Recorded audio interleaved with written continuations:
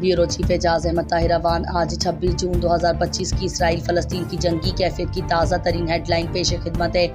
Israeli फ़िज़ाइया हमलों और गोलाबारी के हवाले से गुज़िश्ता 24 घंटों के दौरान कम अज़ कम 90 से ज़ायद फ़लस्तीनी शहीद हो चुके हैं। अहले फ़लस्तीन की शहादतों का सिलसिला जारी है।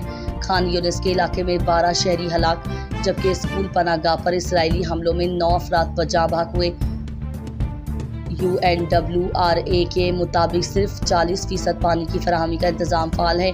फ़िल्टर और पाइप टूट फूट का शिकार हैं और ईंधन बंद होने की वजह से आब रसानी शदीद तौर पर मुतासिर है। गज़ा में 7 अक्टूबर 2023 से लेकर अब तक तकरीबन 56,156 अफराद हलाक और 1,32,239 ज़ख्मी हो चुके हैं। 26 जून 2025 को गज़ा में खून रेज़ी में नई शिद्दत भी सामने आ रही है। Bureau chief Ejaz Ahmed Tahir Awan. Iran के रहनुमा आयतुल्ला अली खामनाई ने 26 जून 2025 को पहली बार अपने वीडियो बयान में पुरअज़म अंदाज में कहा है कि इसराइल ने खिलाफ लड़ाई को फतह करार दिया है।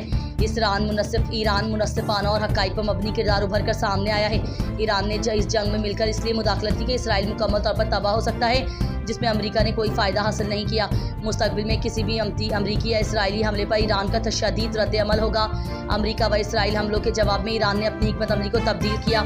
ईरान में कुछ मुखालफत ज़हन रखने वाले अफराद ने खामनाई मुर्दाबाद के भी नारे लगाए और हुकूमत की मुखालफत का खुलकर इजहार किया। ईरान को शानदार कामयाबी और फतह हासिल हुई और इसराइल और अमेरिका को मुँह की खाना पड़ी। आलमी खबरनामा के हवाले से खबर शामिल करते अमरीकी हमलों में ईरान की जौहरी तंजीबात को शदीद नुकसान पहुंचा। डायरेक्टर अमरीकी CIA का इंकशाफ। अमरीकी CIA ने दावा किया है कि अमरीकी हमलों में ईरान की जौहरी तंजीबात को शदीद नुकसान पहुंचा और ईरान का जौहरी प्रोग्राम कई बरस तक पीछे धकेल दिया गया है। अमरीका ने यह भी इंकशाफ किया है कि ईरान को दोबारा जौहरी मुल्क बनने के लिए कई बरस दरकार होंगे।